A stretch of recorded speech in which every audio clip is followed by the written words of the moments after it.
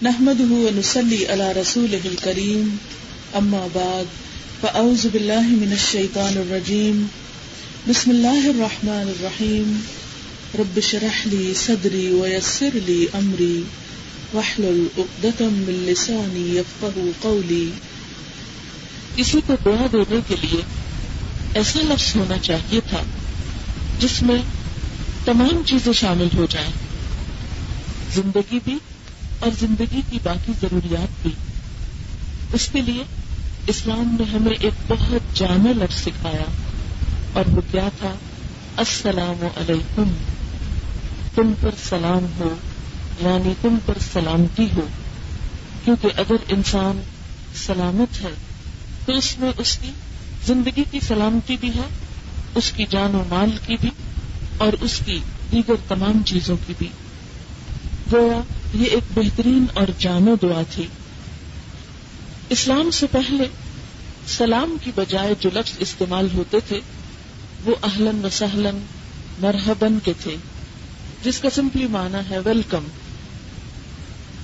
سلام کا لفظ بھی ایک طرح سے تھا، لیکن حیاک اللہ یہ صرف زندگی کی دعا کی حد تک تھا.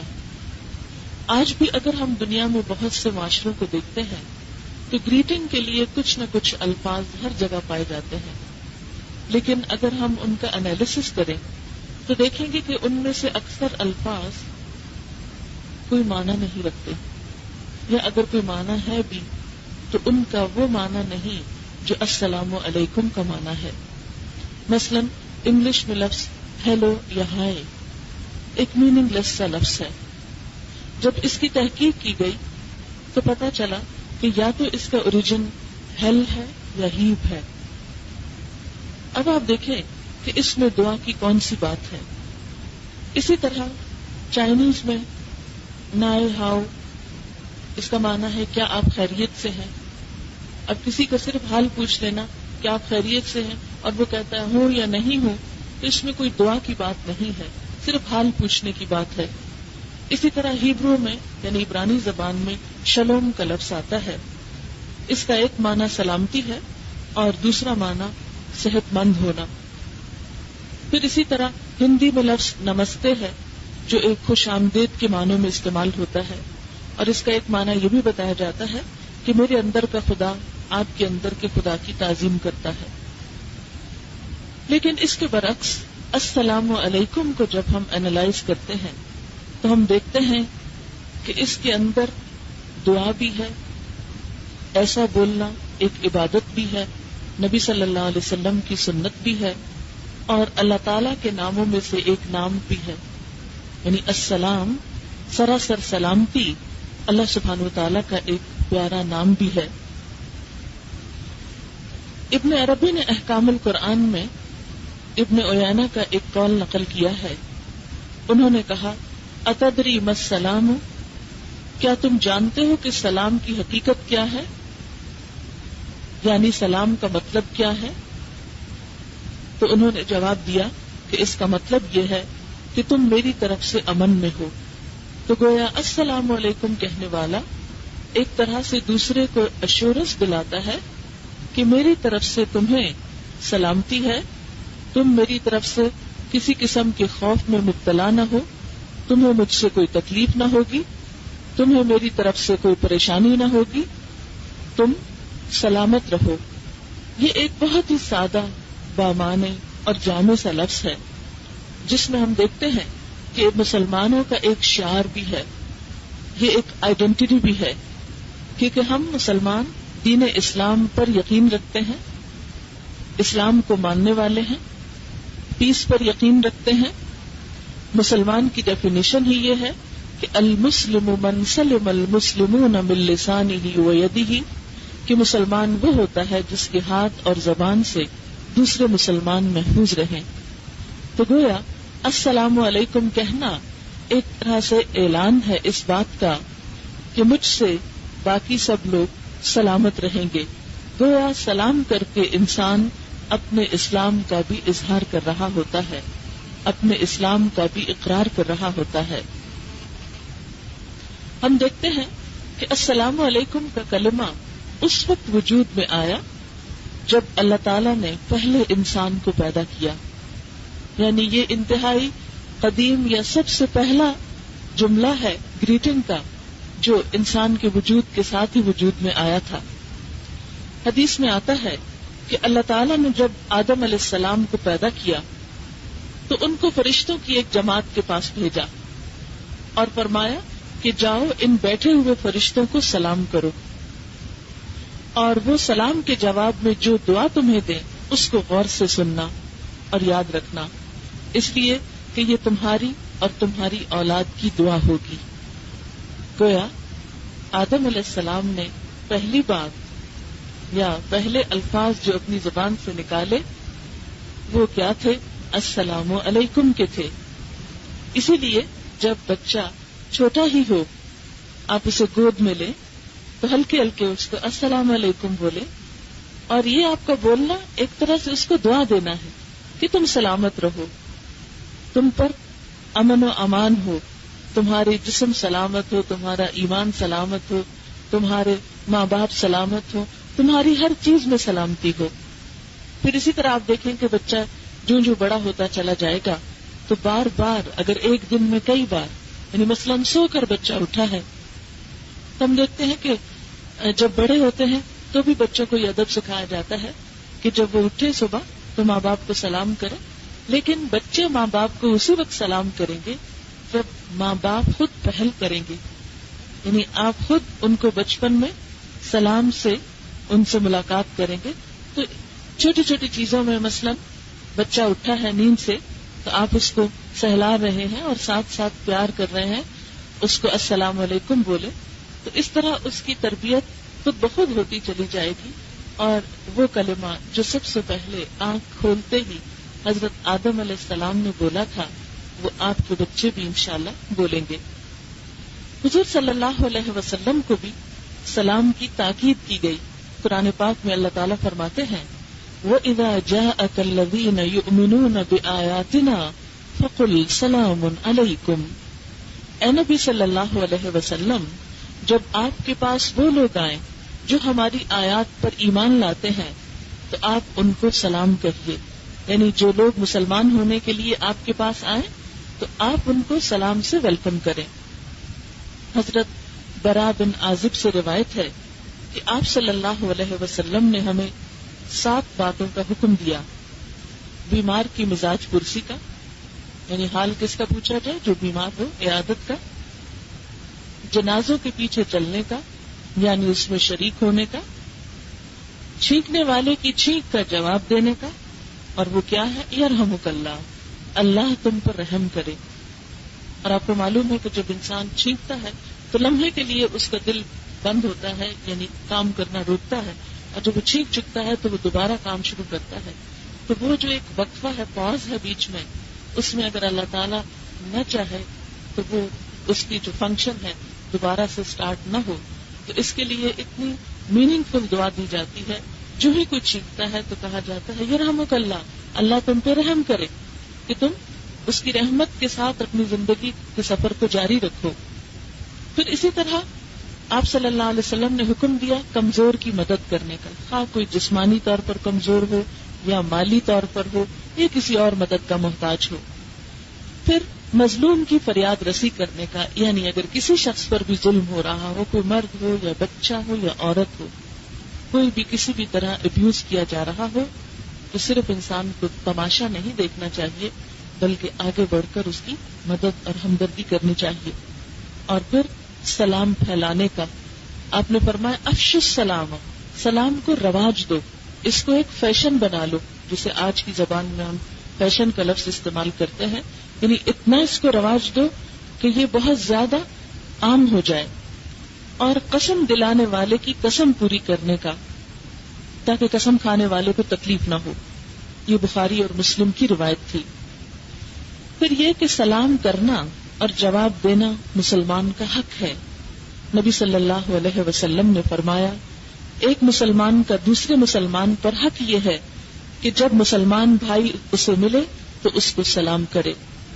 اسی طرح آپ نے فرمایا مسلمان کے مسلمان پر 5 حقوق ہیں: سلام کا جواب دینا، مریض کی عیادت کرنا، جنازے کے ساتھ جانا، دعوت قبول کرنا اور چھینک کا جواب دینا، یعنی خواہ کوئی جان پہچان والا ہو یا کوئی اجنبی مسلمان ہو، لیکن یہ چیزیں ایک دوسرے کے ساتھ معاملات میں بہت اہم ہیں۔ پھر اسی طرح آپ صلی اللہ علیہ وسلم نے فرمایا سب سے بڑا بخیل وہ ہے، سب سے بڑا کنجوس وہ شخص ہے جو سلام کرنے میں بخل کرے۔ یعنی سلام کرنے میں کیا خرچ آتا ہے، صرف زبان ہلانا پڑتی ہے، 2 لفظ بولنا پڑتے ہیں، السلام علیکم، بس اتنا کہنا کافی ہے۔ اور اگر کوئی شخص یہ 2 لفظ بول کے کسی کو دعا نہیں دیتا تو اس سے بڑا بخیل اور کون ہوگا، کیونکہ سلام کرنا ایک طرح سے صدقہ بھی ہے۔ یعنی انسان کے صدقہ سے مراد کیا ہوتا ہے، وہ نہیں جو ہم ہر وقت سمجھتے ہیں کہ جیسے کوئی بکرا ذبح کرنا یا کوئی خاص طور پر کسی کے سر پہ پھیر کے دینا۔ چھوٹی چھوٹی نیکیوں کو اسلام میں صدقہ کہا گیا ہے۔ صدقہ کا لفظی معنی ہوتا ہے سچ کہنا، صدقہ صادق صدیق اسی سے ہے، یعنی جو شخص اپنا مال اللہ کی راہ میں دیتا ہے یا کوئی خیر کا کام کرتا ہے تو وہ دراصل سچ کہہ رہا ہے کہ میں مسلمان ہوں۔ تو اس لیے صدقہ ایک بہت جامع ٹرم ہے، انشاءاللہ موقع ہوا تو کسی موقع پر اس کے بارے میں بھی بات ہوگی۔ پھر آپ دیکھیں کہ اس دنیا کے علاوہ اگلی دنیا میں بھی سلام ہوگا، یعنی دنیا بنی، آدم بنے تو سلام سے آغاز ہوا۔ اس دنیا سے جب انسان جاتا ہے تو فرشتے آ کے سلام کرتے ہیں، اور پھر آخرت میں بھی سلام ہوگا۔ نیک لوگوں کی روح نکالتے وقت فرشتے آ کر پہلے سلام کرتے ہیں۔ اب جس شخص کو سلام کی جواب کی عادت ہی نہیں، اس کے پاس آ کے کون سلام کرے گا؟ یا جس نے خود کبھی سلام نہیں کیا اس کو کیا پہچان یہ سلام کیا ہے؟ اور اس سے آپ اندازہ لگائیں نا کہ آئندہ نسلوں کو، اپنے بچوں کو یہ اسلامی شعار سکھانا کتنا اہم ہے۔ قرآن پاک میں اللہ تعالیٰ فرماتے ہیں كذلك يجزي الله المتقين الذين تتوفاهم الملائكة طيبين يقولون سلام عليكم ادخلوا الجنة بما كنتم تعملون۔ ایسی ہی جزا دیتا ہے اللہ تعالیٰ متقی لوگوں کو، ان متقی لوگوں کو جن کی روحیں پاکیزگی کی حالت میں جب فرشتے قبض کرتے ہیں تو کہتے ہیں سلام ہو تم پر، جاؤ جنت میں داخل ہو جاؤ اپنے اعمال کے صلے میں، یعنی جو اچھے کام تم کرتے رہے اس کے صلے میں ابھی سے تمہارا ٹھکانہ جنت ہے، یعنی تمہارے لیے آئندہ خوشیاں ہی خوشیاں ہیں۔ پھر اسی طرح جب اہل ایمان جنت میں جانے لگیں گے تو جنت کے جو گیٹ کیپرز ہوں گے یا دربان ہوں گے وہ بھی جنت کی طرف آنے والوں کو سلام سے ویلکم کریں گے۔ وسیق الذین اتقوا ربهم الى الجنة زمرا حتى اذا جاءوها وفتحت ابوابها وقال لهم خزنتها سلام علیکم طبتم فادخلوها خالدین۔ اور جو لوگ اپنے رب سے ڈرتے ہیں ان کے گروہ جنت کی طرف روانہ کیے جائیں گے، یعنی لوگ گروپس کی شکل میں جنت کی طرف جا رہے ہوں گے۔ اب دیکھیں کہ اتنا حسین سین ہے کہ آپ کہیں کسی رستے پہ چلتے ہیں، اکیلے جا رہے ہوتے ہیں تو وہ فیلنگ کچھ اور ہوتی ہے، ایک تنہائی کی، آئسولیشن کی، ایک اداسی کی۔ لیکن جب آپ اپنے دوستوں کے ساتھ مل کے کہیں جا رہے ہوتے ہیں، واک کر رہے ہوتے ہیں تو وہ فیلنگ کچھ اور ہوتی ہے۔ تو بہرحال نیک لوگ دنیا میں بھی اکٹھے تھے کیونکہ اکٹھے ہو کر ہی نیکی کا کام کیا جا سکتا ہے۔ اکیلے انسان کا دوست تو شیطان بن جاتا ہے اور وہ اسے اپنے راستے پہ لے جاتا ہے۔ اہل ایمان پر لازم ہے کہ وہ اچھے کاموں میں ایک دوسرے کا ہاتھ تھام کر رکھیں اور ان کو پھسلنے نہ دیں۔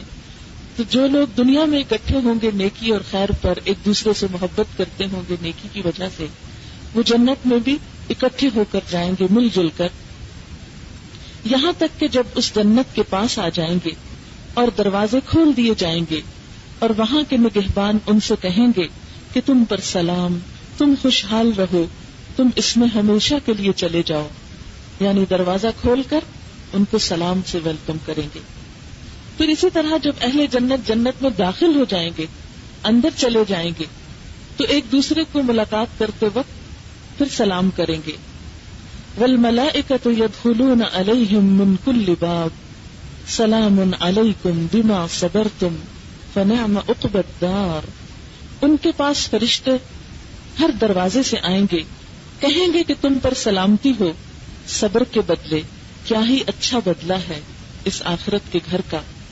یعنی جنت والے جب جنت میں پہنچ جائیں گے تو ہر دروازے سے فرشتے آ کر ان کو سلام کریں گے. آپ کو یہ تو معلوم ہی ہوگا کہ جنت کے بہت سے دروازے ہیں. ایک دروازے کا نام باب الصلاۃ ہے، ایک کا نام باب الصدقہ ہے، ایک کا نام باب الجہاد ہے، ایک کا نام باب الریان ہے، اور اس کے علاوہ بھی کچھ دروازے ہیں. آپ صلی اللہ علیہ وسلم نے ایک دفعہ فرمایا کہ کچھ ایسے خوش نصیب ہوں گے کہ جن کو ہر دروازے سے ویلکم کیا جائے گا، اور ہر دروازے والے چاہیں گے کہ وہ لوگ ادھر سے داخل ہوں. یعنی ہر ایک کی خواہش یہ ہوگی کہ یہ نیک شخص ہماری طرف سے اندر آئے جنت میں. تو اس پر حضرت ابوبکر صدیق رضی اللہ تعالیٰ عنہ پوچھتے ہیں کہ وہ کون لوگ ہوں گے؟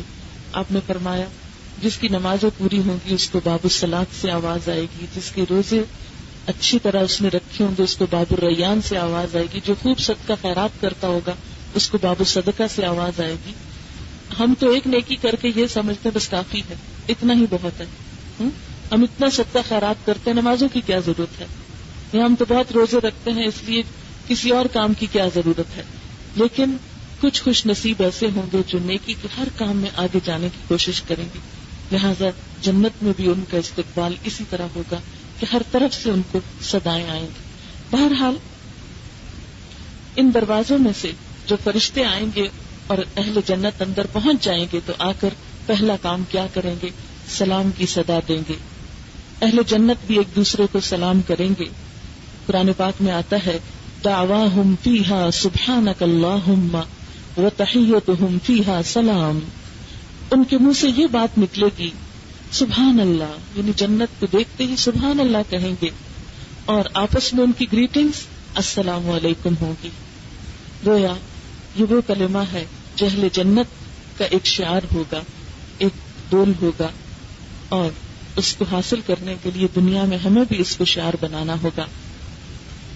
پھر ایک اور آیت میں آتا ہے لا يسمعون فيها لغوا ولا تأثیما الا قیلا سلاما سلاما. نہ وہاں وہ کوئی لغو بات سنیں گے، کوئی بےہودہ بات، کوئی بےہودہ مذاق، کوئی دل دکھانے والی بات، کوئی پریشان کن خبریں، ایسی کوئی چیز ان کو سنائی نہ دے گی، اور نہ ہی کوئی گناہ کی باتیں. بس ہر طرف سلام ہی سلام کی آواز ہوگی. الا قیلا سلاما سلاما، سلامتی سلامتی، ہر طرف اسی کی آواز بلند ہوگی. اس سے پتہ چلتا ہے کہ دنیا بھی جنت اس وقت بن سکتی ہے جب اس میں امن ہو، سلامتی ہو. انسان کے پاس بہت کچھ بھی ہو لیکن امن نہ ہو، چین نہ ہو، تو ہر چیز کا مزہ ختم ہو کر رہ جاتا ہے. اور سب سے بڑھ کر یہ کہ اللہ تعالیٰ بھی اہل جنت کو سلام بھیجیں گے. یعنی اللہ تعالیٰ کی طرف سے بھی جو گریٹنگ کے الفاظ آئیں گے وہ بھی سلام ہوگا. ان اصحاب الجنت اليوم فی شغل فاکہون ہم وازواجہم فی ظلال علی الارائک متکئون لہم فیہا فاکہۃ ولہم ما یدعون سلام قولا من رب الرحیم. جنت والے اس دن عیش و عشرت کے مشغلوں میں ہوں گے. وہ اور ان کی بیگمات گھنے سایوں میں مسہریوں پر تکیے لگائے بیٹھے ہوں گے. ان کے لیے جنت میں ہر قسم کے لذیذ میوے ہوں گے، اور وہ سب کچھ ہوگا جو وہ طلب کریں گے، اور رب رحیم کی طرف سے انہیں سلام کہا جائے گا. تو گویا یہ وہ کلمہ ہے جو زندگی کی ابتدا سے انتہا تک، یعنی پیدائش کے بعد سے لے کر مرنے کے وقت اور مرنے کے بعد جنت میں پہنچنے والوں کے لیے سلامتی کے دعائیں ہوں گی. اس کا فائدہ اور فضیلت اور کیا ہے؟ حضرت ابو یوسف عبداللہ بن سلام، آپ جانتے ہوں کہ ان کو کہ یہ یہودی تھے، پھر یہ مسلمان ہوئے. کہتے ہیں کہ میں نے آپ صلی اللہ علیہ وسلم کو فرماتے ہوئے سنا، یعنی پہلی بات جو انہوں نے مدینہ آنے کے بعد حضور کے زبان سے سنی، یا پہلی تعلیم جس سے وہ امپریس ہوئے.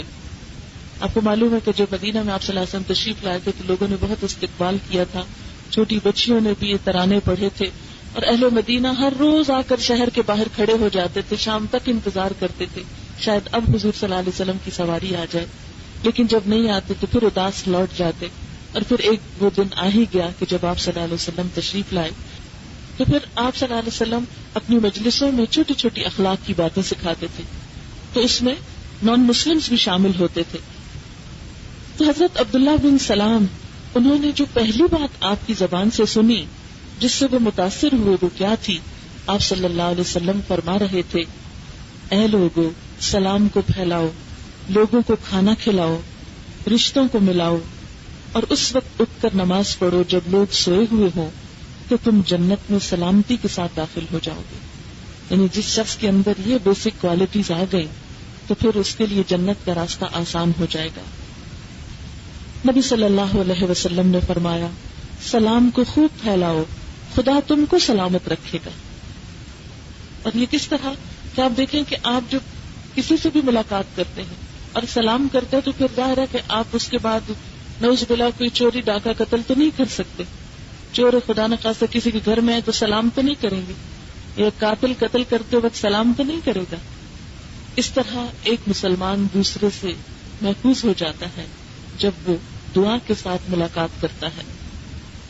صحابہ کرام کو آپ صلی اللہ علیہ وسلم کی ان تعلیمات کا اتنا اثر ہوا کہ ان کے اندر سلام کرنے کا بے پناہ شوق پیدا ہو گیا۔ حضرت طفیل بن ابی کعب بیان کرتے ہیں کہ وہ عبداللہ بن عمر کے پاس آیا کرتے تھے ان کو وزٹ کرنے کے لیے، پھر ان کے ساتھ مل کر بازار جاتے۔ وہ بیان کرتے ہیں کہ جب ہم بازار جاتے تو عبداللہ بن عمر کا گزر کبھی کسی کباڑیے کے پاس ہوتا یا کسی تاجر کے پاس یا کسی مسکین کے پاس، تو سب کو سلام کرتے، یعنی مختلف ہنر پیشے کے لوگ کام کر رہے ہوتے، گزرتے جاتے سلام کرتے۔ طفیل کہتے ہیں کہ ایک دن میں آپ کے پاس آیا اور انہوں نے مجھے اپنے ساتھ بازار چلنے کو کہا۔ میں نے ان سے کہا بازار میں کیا کریں گے؟ نہ تو آپ کسی سودا بیچنے والے کے پاس ٹھہرتے ہیں، نہ کسی سامان کے بارے میں پوچھتے ہیں، نہ کوئی بھاؤ تاؤ کرتے ہیں، نہ کسی مجلس میں بیٹھتے ہیں۔ میں تو یہ کہتا ہوں ہم گھر میں ہی بیٹھتے ہیں اور یہی بات چیت کر لیتے ہیں، یہی بیٹھ کے ملاقات کر لیتے ہیں، باہر کس لیے جانا؟ انہوں نے فرمایا، اے ابو طفیل، ہم تو صرف سلام کرنے کی غرض سے بازار جاتے ہیں کہ جو بھی ہمیں مل جائے ہم اس کو سلام کر لیں۔ یعنی ہم باتیں تو کریں گے، ملاقات بھی ہو جائے گی، ساتھ واک ہو جائے گی اور سلام کرتے جائیں گے، کیونکہ ایک دفعہ سلام کہنے کا ثواب جو ہے وہ 30 نیکیاں ہیں۔ اب یہ ہے کہ سلام کب کرنا چاہیے؟ پہلی بات تو یہ ہے کہ ملاقات کے وقت، گفتگو سے پہلے، یعنی بات چیت شروع کرنے سے پہلے سلام ہونا چاہیے۔ نبی صلی اللہ علیہ وسلم نے فرمایا، جو کوئی سلام سے پہلے کچھ بات کرنے لگے اس کو جواب نہ دو، یعنی دوسروں کو بھی سکھاؤ کہ پہلے وہ سلام کریں۔ پھر اسی طرح گھر میں داخل ہوتے وقت اللہ تعالیٰ فرماتے ہیں، فَإِذَا دَخَلْتُمْ بُيُوتًا فَسَلِّمُوا عَلَىٰ أَنفُسِكُمْ تَحِيَّةً مِّنْ عِندِ اللَّهِ مُبَارَكَةً طَيِّبَةً، پس جب تم لوگ گھروں میں جانے لگو تو اپنے گھر والوں کو سلام کیا کرو، دعائے خیر ہے جو بابرکت اور پاکیزہ ہے، اللہ تعالیٰ کی طرف سے نازل شدہ ہے، یعنی یہ حکم اللہ کی طرف سے آیا ہے، لہذا گھر میں جا کر سلام کرو۔ یہاں تک آتا ہے کہ اگر گھر میں کوئی نہ بھی ہو تو بھی سلام کرنا چاہیے کہ جو فرشتے وغیرہ ہیں وہ جواب دیں گے۔ اسی طرح دوسروں کے گھر میں داخل ہونے سے پہلے بھی سلام کرنا چاہیے، یعنی اپنے گھر میں بھی سلام کر کے اور دوسروں کے گھر میں بھی سلام کر کے جانا چاہیے۔ ارشاد باری تعالیٰ ہے، یا ایھا الذین آمنوا لا تدخلوا بیوتا غیر بیوتکم حتی تستأنسوا وتسلموا علی اہلہا، اے ایمان والو، اپنے گھروں کے سوا اوروں کے گھروں میں نہ جاؤ جب تک کہ اجازت نہ لے لو اور وہاں کے رہنے والوں کو سلام نہ کر لو۔ گویا کسی دوسرے کے گھر میں داخل ہونے کا ادب کیا ہے کہ پہلے اس کو اطلاع دو، یعنی بتا کر جاؤ، یا یہ کہ دروازے پر پہنچ کر اپنی پہچان کراؤ اور پھر سلام کر کے اندر داخل ہو۔ یعنی جب بچے گھر میں داخل ہوں سلام کریں تو اس سے گھر میں برکت ہوگی۔ ہم میں سے کون نہیں چاہتا کہ اس کے گھر میں خیر و برکت ہو؟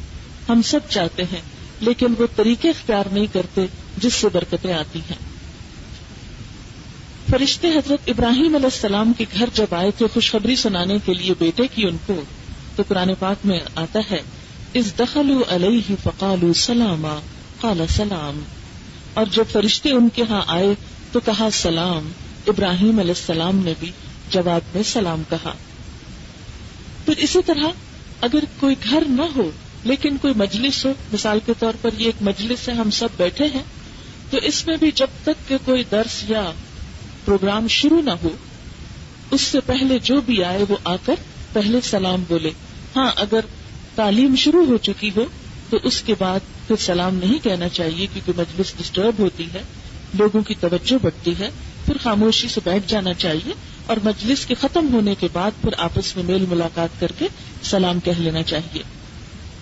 نبی صلی اللہ علیہ وسلم نے فرمایا, جب تم کسی مجلس میں پہنچو تو سلام کرو, اور جب وہاں سے رخصت ہونے لگو تو پھر سلام کرو, اور یاد رکھو کہ پہلا سلام دوسرے سلام سے زیادہ مستحق اجر نہیں, یعنی جتنا ثواب آنے کے وقت سلام کا ہوتا ہے اتنا ہی جاتے وقت سلام کرنے کا ہوتا ہے. ہم عام طور پر صرف خدا حافظ بول دیتے ہیں, وہ ٹھیک ہے خدا حافظ بھی, لیکن ساتھ ہی سلام بھی کرنا چاہیے. پھر اسی طرح مجلس میں جب کوئی آئے تو سب کو سلام کرنا چاہیے, صرف نام لے کے چند لوگوں کو ہی سلام نہیں کہنا چاہیے.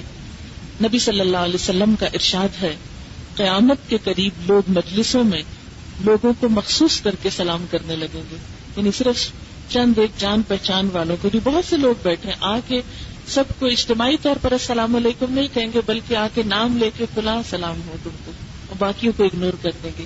یہ اسلامی طریقہ نہیں, سب کو سلام کہنا چاہیے.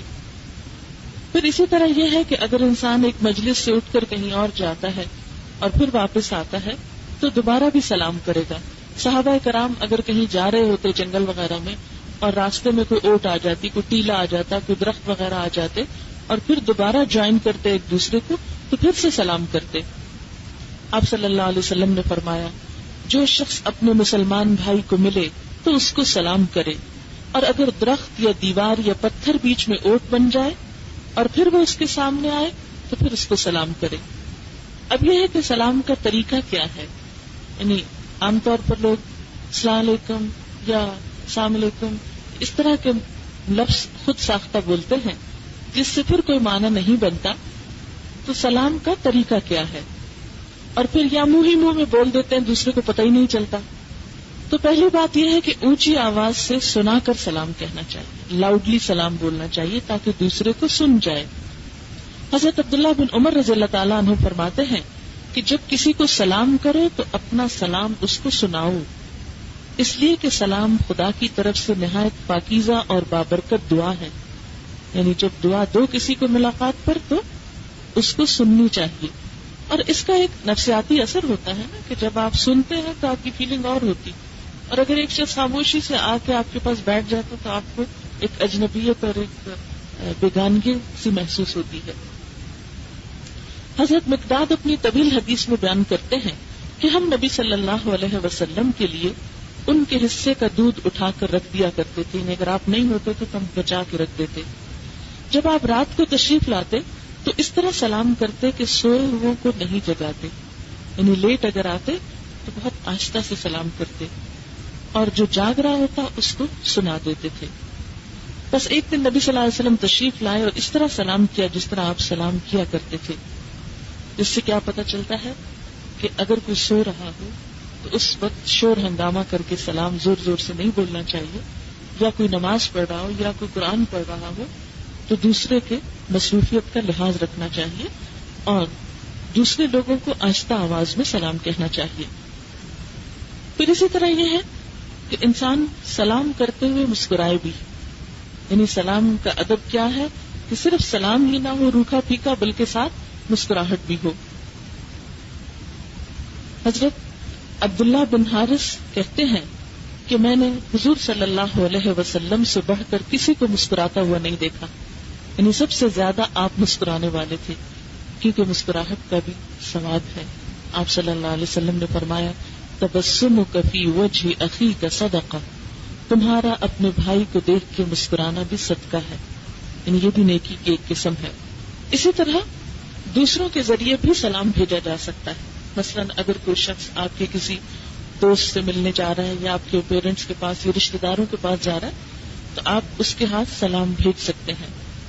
حضرت عائشہ رضی اللہ تعالی عنہا سے روایت ہے کہ مجھ سے نبی صلی اللہ علیہ وسلم نے فرمایا, یہ جبریل ہیں جو تجھے سلام کہہ رہے ہیں.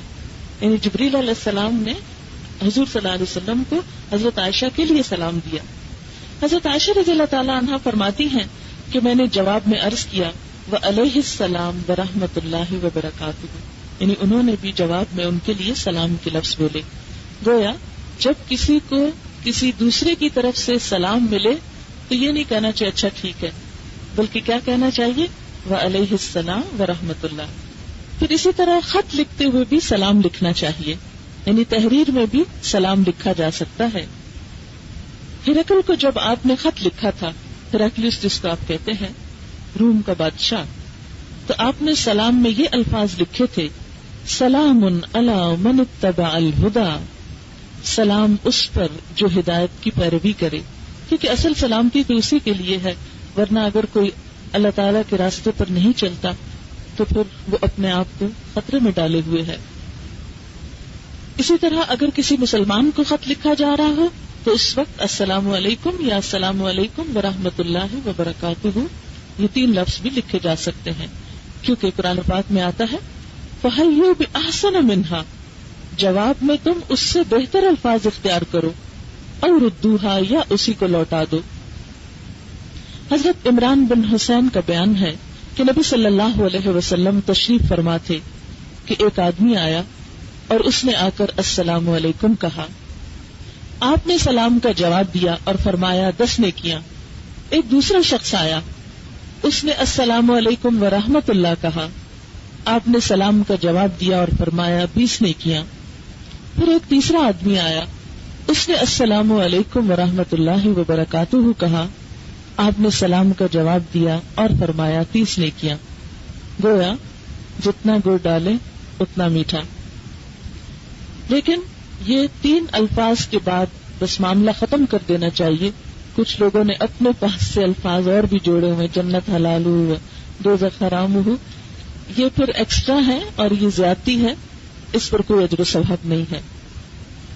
کیونکہ ابن عباس کے پاس کسی شخص نے ایسے ہی آگے کچھ بات بڑھائی تو انہوں نے زیادتی کرنے والے کو یہ کہہ کر روک دیا کہ ان السلام قد انتہا الی البرکہ، یعنی سلام کا لفظ برکت پہ آ کے مکمل ہو جاتا ہے، اس سے زیادہ کی ضرورت نہیں ہے.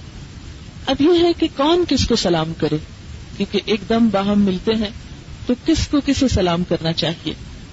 پہلی بات تو یہ ہے کہ ہر ایک کو سلام کرنا چاہیے، جیسے کہ ایک حدیث میں آتا ہے تقرأ السلام علی من عرفت ومن لم تعرف، تم ہر ایک کو سلام کرو خواہ تم اس کو پہچانتے ہو یا نہیں، کیونکہ عموماً ہم صرف جان پہچان کے لوگوں کو ہی سلام کرتے ہیں. جبکہ کوئی بھی مسلمان جس کا نام آپ نہیں جانتے یا جس کے بارے میں کچھ بھی آپ کو علم نہیں، پہلی دفعہ ملاقات ہو رہی ہے، تو اس کا بھی حق یہ ہے کہ اسے سلام بولا جائے. حضرت عبداللہ بن عمرو بن العاص رضی اللہ تعالیٰ عنہ سے روایت ہے کہ ایک آدمی نے نبی صلی اللہ علیہ وسلم سے سوال کیا اسلام کی کون سی بات سب سے زیادہ بہتر ہے؟ آپ نے فرمایا تم بھوکے کو کھانا کھلاؤ اور ہر شخص کو سلام کرو، چاہے تم اسے پہچانو یا نہ پہچانو. یعنی یہ اسلام کی خوبصورتی ہے اور اسلام کی بنیادی تعلیمات میں سے ہے، اور اسی کا نام حسن اخلاق ہے. نبی صلی اللہ علیہ وسلم سے کسی نے پوچھا جب 2 آدمی ایک دوسرے کو ملے تو ان میں سے کون پہلے سلام کرے؟ فرمایا جو ان دونوں میں خدا کے نزدیک زیادہ بہتر ہو. پہل وہی کرنے کی کوشش کرے گا جس کو نیکی کا شوق ہوگا، دوسرا تو سستی کر جائے گا. یعنی جو سلام کرے گا وہ اللہ کے نزدیک زیادہ بہتر ہے بنسبت اس کے انتظار کرنے والا کہ میں کیوں کروں، وہ کیوں نہ کرے. تو اب اللہ تعالیٰ کے قریب ہونے کے لیے تو وہ پہل کرنی پڑے گی. پھر اسی طرح حضرت عبداللہ بن عمر رضی اللہ تعالیٰ عنہ خط میں بھی بچوں کو سلام لکھا کرتے تھے. یعنی بڑوں کو بھی کرنا چاہیے اور چھوٹوں کو بھی پہل کرنے میں کوئی حرج نہیں. ویسے تو اصول یہ ہے کہ چھوٹوں کو پہل کرنی چاہیے، لیکن اس میں کوئی ممانعت نہیں کہ اگر چھوٹے نہیں کر رہے یا چھوٹوں نے سیکھا ہی نہیں یا ان کو آتا ہی نہیں تو بڑوں کو سکھانے کے لیے پہل کر لینی چاہیے. نبی صلی اللہ علیہ وسلم کا ارشاد ہے چھوٹا شخص بڑے کو، چلنے والا بیٹھے ہوئے کو اور تھوڑے لوگ زیادہ کو سلام کرنے میں پہل کریں. مثلا سب مجلس مل کر ایک آنے والے کو سلام نہ کرے بلکہ ایک آنے والا سب کو سلام کرے. اسی طرح جو بیٹھے ہوئے ہیں ان کو سلام کیا جائے چلنے والوں کی طرف سے. اسی طرح اگر کوئی شخص سواری پر ہے تو اسے سلام کرنا چاہیے، نیچے پیدل چلنے والوں کو یا بیٹھے ہوئے لوگوں کو. آپ صلی اللہ علیہ وسلم نے فرمایا سواری پر چلنے والے، پیدل چلنے والوں کو، پیدل چلنے والے بیٹھے ہوئے لوگوں کو اور تھوڑے آدمی زیادہ آدمیوں کو سلام کرنے میں پہل کریں. پہل کرنے کی فضیلت کیا ہے؟ نبی صلی اللہ علیہ وسلم نے فرمایا وہ آدمی اللہ کے زیادہ قریب ہے جو سلام میں پہل کرتا ہے۔ حضور صلی اللہ علیہ وسلم نے فرمایا کسی مسلمان کے لیے یہ بات جائز نہیں کہ وہ اپنے مسلمان بھائی سے 3 دن سے زیادہ قطع تعلق کر کے رکھے، یعنی کوئی ناراضگی تو ہو ہی جاتی ہے لیکن 3 دن سے زیادہ اس کو پرولونگ نہیں کرنا چاہیے کہ جب دونوں ملیں تو ایک ادھر سے کترا جائے اور دوسرا ادھر سے، یعنی نظریں ہی نہ ملائیں۔ ان میں افضل وہ ہے جو سلام میں پہل کر جائے، ساری نیکیاں وہ لے جائے گا۔ حضرت انس رضی اللہ تعالیٰ عنہ چھوٹے بچوں کے پاس سے گزرے تو انہیں سلام کیا اور فرمایا نبی صلی اللہ علیہ وسلم ایسا ہی کیا کرتے تھے، یعنی آپ اتنی بڑی ہستی تھے لیکن پھر بھی بچوں کو خود سلام کر لیتے تھے۔ حضرت عبداللہ بن عمر سلام میں پہل کرنے کا اتنا اہتمام کرتے کہ کوئی شخص ان سے سلام کرنے میں پہل نہیں کر پاتا تھا۔ کب سلام نہیں کرنا چاہیے؟ نمبر 1، جب کوئی اذان کہہ رہا ہو یا نماز کے لیے تکبیر کہہ رہا ہو، کیونکہ اب اگر مؤذن کو آپ جہاں سلام کریں گے تو وہ اذان روک کے پہلے جواب دے گا اور پھر آگے سے اذان پوری کرے گا، تو یہ ادب کے خلاف ہے، اسے ڈسٹرب نہیں کرنا چاہیے۔ اسی طرح جب لوگ خطبہ سننے میں مصروف ہوں، جیسے جمعے کا خطبہ یا عید کا خطبہ یا کوئی درس وغیرہ سن رہے ہوں، اس وقت آ کے بیچ میں سلام کر کے اپنی طرف توجہ نہیں کرنی چاہیے۔ پھر اسی طرح یہ نہیں کہ صرف دینی تعلیم بلکہ دنیاوی تعلیم، جیسے کوئی کلاس میں ہے یا کوئی پڑھا رہا ہے کسی کو یا پڑھ رہا ہے، تو پڑھتے پڑھاتے لوگوں کو، یا کوئی شخص اپنا لکھنے کا کام کر رہا ہے یا کوئی کتاب پڑھ رہا ہے، تو ان کو بھی آ کے بار بار سلام کر کے ڈسٹرب نہیں کرنا چاہیے۔ ہمارے یہاں یہ ہوتا ہے کہ اگر آپ لائبریری میں کسی وقت بیٹھے ہیں کچھ پڑھنے کے لیے، تو جو آتا جاتا ہوگا آپ کا کام چھڑا کے سلام کر کے پھر آپ آگے جائے گا، تو یہ بھی ایک اچھا طریقہ نہیں ہے۔ ایسی مصروفیت میں دوسروں کو ڈسٹرب نہ کیا جائے۔ اسی طرح جب کوئی کھانا کھا رہا ہو اس کو بھی اشارے سے تو کر دیں لیکن بول کے نہ کریں کہ وہ بیچ میں بولنا شروع کر دے، وہ ڈسٹرب ہو۔ پھر اسی طرح جب کوئی ٹوائلٹ میں ہو اس کو بھی سلام نہیں کہنا چاہیے اور اسے بھی جواب نہیں بولنا چاہیے۔ اور اسی طرح جب کوئی سو رہا ہو تو اس کو جگا کے آپ سلام بولیں اور پھر آپ کے اچھا میں اب جا رہا ہوں، سلام ہی کرنے آیا تھا، اب تم تو چلے گئے اور پیچھے شخص جو ہے وہ مصیبت میں پڑ گیا، تو یہ چیز نہیں ہونی چاہیے، اس سے دوسروں کو تکلیف ہوتی، کیونکہ سلام کا مطلب ہے سلامتی، اور جب آپ ڈسٹرب کر کے دوسرے کو پریشان کر رہے ہیں تو یہ سلامتی تو نہ ہوئی نا، یہ تو پھر کال و فیل کا تضاد ہو گیا۔ اسی طرح یہ ہے کہ سلام کے ساتھ ہاتھ بھی ملانا چاہیے، مصافحہ کرنا چاہیے اور معانقہ بھی کرنا چاہیے۔ معانقہ کا لفظ عنق سے نکلا، عنق گردن کو کہتے ہیں، جسے ہم کہتے ہیں نا گلے ملنا، یعنی گلے بھی ملنا چاہیے، ہاتھ بھی ملانا چاہیے۔ مصافحہ کا لفظ صفحہ سے ہے، صفحہ کہتے ہیں ہتھیلی کو، ہم تو صفحہ پیج کو کہتے ہیں نا اردو میں، تو یہ ہتھیلی بھی پیج کی طرح ہوتی ہے۔ آپ اب بھی دیکھیں کہ اگر آپ نے کوئی میسج لکھنا ہو جلدی میں تو کیا کرتے ہیں، کچھ اور نہ ملے تو فوراً ہتھیلی پہ لکھنا شروع کر دیتے ہیں، اب بھی یہ صفحے کا کام کرتی۔ تو بہرحال مصافحہ کا مطلب ہوتا ہے کہ ایک شخص دوسرے کی ہتھیلی کو اپنے ہاتھ میں لے لے۔ حضرت عبداللہ بن مسعود رضی اللہ تعالیٰ عنہ کہتے ہیں کہ نبی صلی اللہ علیہ وسلم نے فرمایا مکمل سلام یہ ہے کہ مصافحے کے لیے ہاتھ بھی ملائے جائیں۔ برا بن عازب سے روایت ہے کہ آپ صلی اللہ علیہ وسلم نے فرمایا جو 2 مسلمان باہم ملاقات کریں اور مصافحہ کریں تو قبل اس کے کہ وہ جدا ہوں ان کو بخش دیا جاتا ہے، یعنی ہاتھ ملانے والوں کی بخشش ہوتی ہے۔ اور یہاں تک آتا ہے کہ جب 2 مومن ملتے ہیں اور سلام کے بعد مصافحہ کے لیے ایک دوسرے کا ہاتھ اپنے ہاتھ میں لیتے ہیں تو گناہ اس طرح جھڑتے ہیں جیسے سوکھے پتے، اور جب تک وہ پکڑے رہے گناہ جھڑتے رہتے ہیں۔ اسی لیے نبی صلی اللہ علیہ وسلم جب کسی سے ہاتھ ملاتے تھے تو خود کھینچ کے نہیں چھڑاتے تھے جب تک کہ دوسرا اس کو چھوڑ نہ دے، یعنی آپس کی جو ناراضگیاں ہوتی ہیں یا آپس کے دلوں کی جو میل ہوتی ہے ایک دوسرے کے لیے، کوئی مس انڈرسٹینڈنگ ہوگی، کوئی ناراضگی ہوگی، تو اس کو دور کرنے کا طریقہ کیا ہے کہ صرف زبان سے نہیں بلکہ ہاتھ ملا کے سلام کرو اور اچھی طرح، کیونکہ بعض لوگ سلام کرتے ہوئے صرف انگلیاں آگے بڑھاتے ہیں، شاید ڈرتے ہیں کہ دوسرے ہاتھ لے جائیں گے، یعنی بہت ہی بے رخی سے، کیونکہ سلام کا جو انداز ہوتا ہے اس سے بھی دوسرے کی شخصیت کا پتہ چلتا ہے کہ اس میں کتنی وارمتھ ہے، یا یہ کہ اتنا زور سے دباتے ہیں یہ بھی ٹھیک نہیں ہوتا، ہر چیز ایک اعتدال میں ہی اچھی ہوتی ہے۔ اسی طرح معانقہ یعنی گلے ملنا، خصوصاً انسان اگر بہت دن کے بعد ملے اور سفر کے بعد یا کئی دن کے بعد ملاقات ہو تو اس میں ایسا کیا جا سکتا ہے۔ حضرت انس کا بیان ہے کہ صحابہ کرام جب آپس میں ملتے تو مصافحہ کرتے، سفر سے واپس آتے تو معانقہ کرتے، یعنی گلے ملنے کا تکلف سفر سے واپسی پر ہی ہونا چاہیے، کیونکہ اگر ہر روز گلے ملیں گے تو اس میں بہت سا حرج بھی ہو جاتا ہے وقت کا. اسی طرح حضرت حسن اور حسین دوڑتے ہوئے آپ صلی اللہ علیہ وسلم کے پاس آئے تو آپ نے ان دونوں کو گلے سے لگا لیا اور فرمایا اولاد بخل اور بزدلی کا باعث، یعنی اولاد کی وجہ سے انسان کے اندر بخل بھی آتا ہے اور بزدلی بھی آ جاتی ہے، کیونکہ جب اکیلا ہوتا ہے انسان تو اس کو اکیلی جان کے لیے کتنا مال چاہیے، تو وہ اپنے مال میں دوسروں کو بھی شریک کرتا رہتا ہے.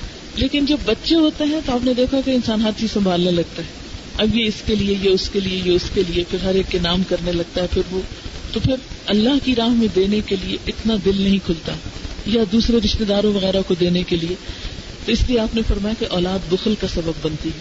اور دوسرا بزدلی کا، یعنی ویسے انسان اکیلی جان کو اتنا اپنے پرواہ نہیں ہوتی، لیکن جب بچے ہو جاتے ہیں تو ان کی خاطر جینا چاہتا ہے، تو پھر بہت سے خوف کا شکار ہوتا ہے کہ بچے چھوٹے ہیں، ان کا کون خیال رکھے گا. تو یہ چیزیں انسان کی پوری نیچر کو اور پرسنالٹی کو بدل دیتی ہیں. پھر اسی طرح یہ ہے کہ زندہ انسان کے علاوہ مردہ انسان کا حق یہ ہے کہ اس کو بھی سلام بھیجا جائے. رسول اللہ صلی اللہ علیہ وسلم بقیع غرقد کے قبرستان میں جاتے تو یہ دعا فرماتے تھے، السلام علیکم اہل الدیار من المؤمنین والمسلمین وإنا انشاء اللہ بکم للاحقون انتم فرطنا ونحن لکم تبع نسأل اللہ لنا ولکم العافیہ. قبرستان کے مسلمانوں اور مومنوں، تم پر سلام ہو، یعنی ان کے لیے دعا ہے. بے شک ہم بھی تم سے ملنے والے ہیں، تم پہلے چلے گئے، ہم تمہارے بعد میں آئیں گے.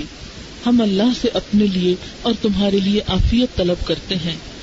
یعنی مسلمان کا حق تو مرنے کے بعد بھی ختم نہیں ہوتا، اس وقت بھی اس کے لیے دعا کرنی چاہیے اور سلامتی کی دعا. پھر اسی طرح یہ ہے کہ اگر کوئی آ رہا ہو آپ کے پاس تو آپ اس کا کھڑے ہو کر استقبال کر سکتے ہیں، اس کو ویلکم کر سکتے ہیں. حضرت ابو سعید خدری کہتے ہیں کہ جب یہود بنی قریظہ نے حضرت سعد کے فیصلے پر آمادگی ظاہر کر دی تو رسول اللہ صلی اللہ علیہ وسلم نے سعد بن معاذ کو بلا بھیجا. سعد وہاں سے قریب ہی تھے، وہ گدھے پہ سوار ہو کر آئے، کیونکہ عام طور پر سواری یہی ہوتی تھی. جیسے ہمارے یہاں کار کام کرتی ہے تو اس دور میں جو لوکل سواری شہر کے اندر ہوتی تھی وہ گدھا ہوتا تھا. دوسرے شہروں میں جانے کے لیے پھر جیسے ہمارے یہاں بسز ہوتی ہیں تو وہ گھوڑے ہوتے تھے یا اونٹ ہوتے تھے. تو گدھا چونکہ اس لیول پہ ہوتا نا کہ انسان جلدی سے اس پہ سوار بھی ہو جاتا ہے اور پھر تھوڑا رستہ رہتا ہے. منی کار ہوتی، یعنی تھوڑی جگہ گھیرتا ہے اور گلیوں بازاروں میں گزرتے ہوئے بھی آسانی ہوتی ہے اس کی. جب وہ مسجد کے قریب پہنچے تو رسول اللہ صلی اللہ علیہ وسلم نے انصار سے فرمایا، تم اپنے سردار کے لیے کھڑے ہو جاؤ. یعنی وہ آ رہے ہیں، ان کو اٹھ کر ویلکم کرو. تو استقبال کرنے کے لیے کسی کے لیے کھڑا ہونا جو ہے اس میں ممانعت نہیں ہے. حضرت ابی امامہ کہتے ہیں کہ رسول اللہ صلی اللہ علیہ وسلم لاٹھی پر سہارا دیے ہوئے تشریف لائے. ہم لوگ آپ کی تعظیم کے لیے کھڑے ہوئے. آپ نے فرمایا، تم لوگ تعظیم کے لیے اس طرح نہ کھڑے ہو جس طرح اجمی لوگ کھڑے ہوتے ہیں، ان میں سے بعض کی تعظیم کرتے. یعنی آپ نے اپنے لیے کھڑا ہونا پسند نہیں کیا. تو اسی طرح ایک اور حدیث میں بھی آتا ہے، حضرت انس رضی اللہ تعالیٰ عنہ کی حدیث ہے جس میں آتا ہے کہ ہم سے زیادہ حضور صلی اللہ علیہ وسلم سے محبت کرنے والا کوئی نہ تھا، لیکن جب آپ آتے تھے تو ہم کھڑے نہیں ہوتے تھے کیونکہ ہمارا کھڑا ہونا آپ کو پسند نہ تھا. یعنی آپ نے اپنے لیے اس چیز کو پسند نہیں فرمایا. تو ظاہر ہے کہ صحابہ کرام جو تھے وہ آپ کی پسند و ناپسند کا بہت زیادہ خیال رکھتے تھے. یہ مشکات شریف کی حدیث ہے کہ حضور صلی اللہ علیہ وسلم سے بڑھ کر صحابہ کو کوئی محبوب نہ تھا، لیکن جب آپ کو دیکھتے تو تعظیماً کھڑے نہ ہوتے کیونکہ آپ اس کو پسند نہیں کرتے تھے. اور اس کی ایک وجہ یہ بھی ہو سکتی ہے آپ کے پسند نہ کرنے کی کہ شاید آپ اگر اپنے لیے لوگوں کو کھڑے ہونے کا کہتے تو پھر دوسرے لوگوں کو تو ایک جواز مل جاتا اور وہ ہر کوئی مطالبہ کرتا کہ میرے لیے لازمی کھڑا ہوا جائے، اور اگر کوئی کسی کے لیے کھڑا نہیں ہوتا تو پھر اس کو بہت مائنڈ کیا جاتا. تو اس لیے آپ صلی اللہ علیہ وسلم نے اپنی سنت سے یہ چیز نہیں سکھائی. اب اگر آپ کے کوئی کوشچن ہے یا کوئی بات آپ کو کرنا ہے، پوچھنا ہے تو آپ پوچھ سکتے ہیں. جی، مطلب فرض کے درجے میں نہیں، لازم نہیں. وہ بھی اس طرح ہے کہ جیسے بیٹی کی شادی ہو گئی، دوسرے گھر میں چلی گئی، جیسے روایات میں آتا ہے کہ حضرت فاطمہ رضی اللہ تعالیٰ عنہا آتی تھی تو آپ کھڑے ہو کر چوما کرتے تھے ان کے ماتھے کو اور ان کو ویلکم کیا کرتے تھے. ان کو انہی کے الفاظ میں گریٹ کرنا چاہیے. یہ گریٹنگ جو ہے یہ مسلمانوں کی باہم آئیڈینٹی اور باہم تعلق کے لیے ہے. مثلاً اگر آپ کسی ہندو سے مل رہے ہیں تو اس کو انہی کے الفاظ میں کہتے ہیں، کسی آپ کرسچن سے مل رہے ہیں یا کسی بھی، تو ان کو انہی کے الفاظ میں کہہ سکتے ہیں. جی ہاں، تو ان کے جواب میں وعلیکم کہہ دینا چاہیے، کیونکہ یہود جب آپ کو آ کر سلام کرتے تھے تو بعض اوقات السلام کی بجائے السام کہتے تھے. سام کا مطلب ہے موت، یعنی وہ دعا کے پردے میں بد دعا دیتے تھے. ایک دفعہ حضرت عائشہ رضی اللہ تعالیٰ عنہ کے ہاں تھے آپ، کچھ لوگ اسی طرح آ کر انہوں نے آپ کو اس طرح کی دعا دی، تو حضرت عائشہ نے سنا تو انہیں بہت غصہ آیا. تو انہوں نے کہا جواب میں تم پر بھی موت ہو، اور کافی سخت الفاظ استعمال کیے. تو حضور صلی اللہ علیہ وسلم نے منع فرمایا اور کہا اے عائشہ تم نے سنا نہیں کہ میں نے ان کو جواب دے دیا تھا، میں نے ان کو کہہ دیا تھا وعلیکم. تو اتنا کہنا کافی تھا. یعنی غصے کے اظہار میں بھی آپ صلی اللہ علیہ وسلم اخلاق کا دامن ہاتھ سے نہیں چھوڑتے تھے. یہی آپ کی عظمت ہے.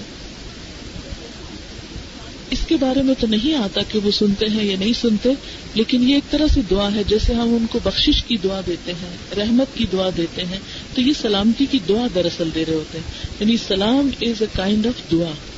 یہ کنٹروورشل مسئلہ ہے، عورتیں قبرستان جائیں یا نہ جائیں. اس کے بارے میں شروع میں ایسا ہوا تھا، یعنی جو نبی صلی اللہ علیہ وسلم کی سنت سے ہمیں پتہ چلتا ہے قبرستان کی زیارت کے بارے میں، کہ اسلام کی ابتدا میں آپ نے سب کو منع کر دیا تھا، کیونکہ قبروں پہ بہت شرک ہوتا تھا. لوگ قبر والوں سے جا کر دعائیں کرتے، حاجتیں مانگتے.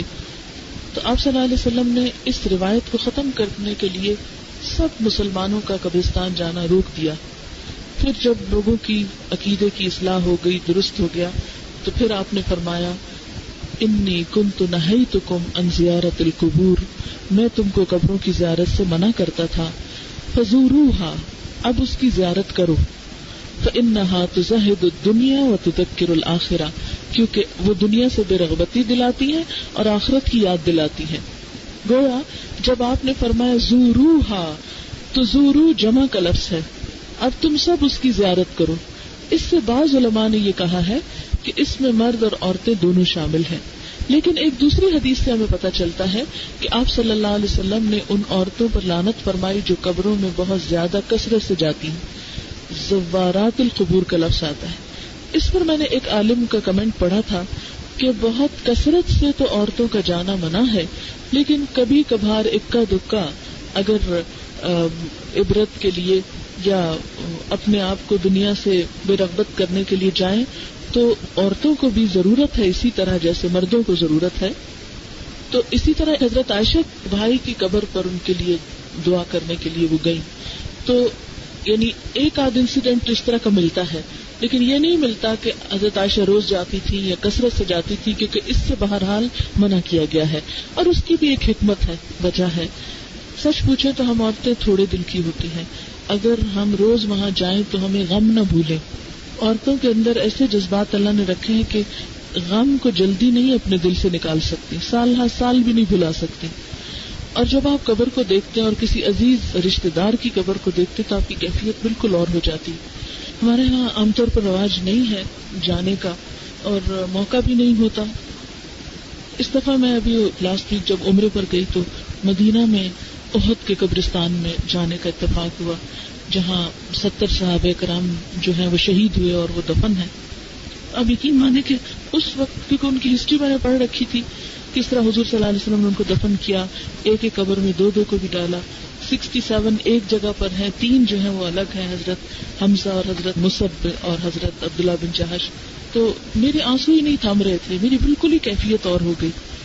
تو اس وقت مجھے احساس ہوا کہ شاید اللہ تعالیٰ نے یعنی ان سے تو ایک ایمان کا رشتہ ہے نا، ان صحابہ کرام سے تو ایک ایمان کی محبت ہے، خون کا رشتہ تو نہیں ہے، لیکن پھر بھی ایک عجیب سی کیفیت ہے اور آنسو نہیں تھم رہے تھے. میں سوچ رہی تھی کہ اسی لیے شاید منع کیا گیا ہو، حالانکہ ہم اندر تو نہیں گئے، باہر ہی کھڑے ہوئے تھے. اسی طرح بقیع جس میں آپ کے ازواج مطہرات ہیں اور باقی صحابہ کرام بہت سے ہیں نیک لوگ، تو اس کو بھی دیکھ کے ایک اور طرح کی فیلنگ ہوئی. پھر ہم لوگ طائف گئے تو وہاں حضرت عبداللہ بن عباس کی قبر ہے اور ساتھ ہی مسجد بھی ہے ان کی. تو ہمارا جو فیملی کا وہ جاتا ہے لینیج وہ حضرت عبداللہ بن عباس تک جاتا ہے. تو جب ان کی قبر کے قریب دیوار کے پاس گئی تو اس وقت میری حالت بہت اور طرح ہوئی، جو میں عام طور پہ ایکسپیرینس نہیں. ایک ہوتا ہے نا کوئی کیفیت آپ خود طاری کرتے ہیں، اور ایک یہ کہ خود بخود ہی دل پتہ نہیں دل کو کیا ہونے لگ گیا اور خود بخود آنکھوں سے آنسو آنے لگ گئے. تو وہ دل نرم تو ہوتے ہیں قبروں کے پاس جا کر، لیکن یہ ہے کہ کبھی کبھار تو ٹھیک ہے، مگر مثلاً اگر کسی عورت کے شوہر کی ڈیتھ ہو گئی ہے یا بھائی کی، اور اگر وہ ہر ہفتے جا رہی ہے یا ہر روز جا رہی ہے، وہ کبھی بھی اپنا غم نہیں بھول سکے گی، اور یہ اسی کے لیے ٹھیک نہیں ہے، کیونکہ اس دنیا میں رہنا تو ہے نا، مرنے والوں کے ساتھ مر تو نہیں سکتے، اس دنیا میں رہنے کے لیے اپنی ذمہ داریاں نبھانے کے لیے. کیونکہ میں نے خود بہت سی عورتوں کو دیکھا ہے کہ مثلاً 5 بچے اللہ نے دیے نا، ایک لیا، اس کے پیچھے رو رہے ہیں، بستر پہ پڑ گئے اور یہ چال بول رہے ہیں.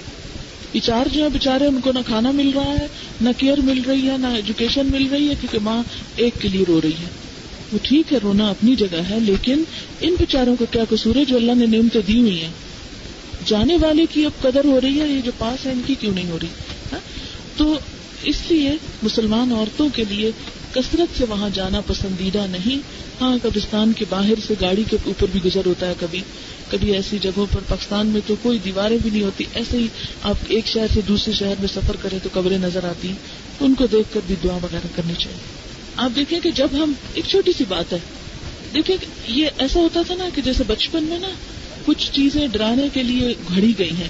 مثلاً 2-3 چیزیں آپ کو بتاتی ہوں. ایک تو یہی بات کہ وہاں نہ جانا، عورتیں ننگی نظر آتی. سوال یہ پیدا ہوتا ہے کہ جب ایک شخص زندہ ہوتا ہے تو وہ جب تک اس کو سامنے نہ دیکھے تو وہ نظر نہیں آتا کوئی شخص، اور کپڑوں میں ہو تو زندہ شخص کو بھی آپ ننگے نہیں نظر آتے اگر آپ نے کپڑے پہنے ہوئے، تو مردہ شخص کو آپ کیسے ننگے نظر آ سکتے ہیں؟ اٹس ٹوٹلی رانگ، کہ یہ اس کی کوئی دلیل نہیں ہے.